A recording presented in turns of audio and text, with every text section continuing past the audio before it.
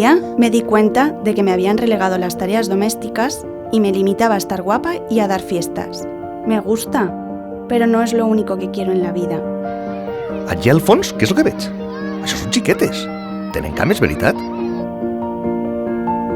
No tinc descans. Em passe les 24 hores del dia en estat d'alerta.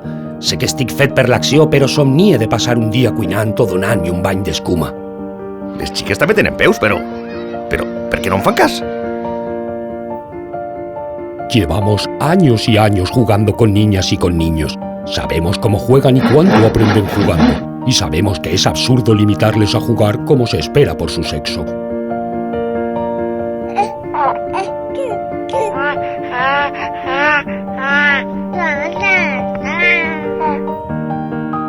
La infància no entén de discriminació de gènere, però sí de divertir-se i crear.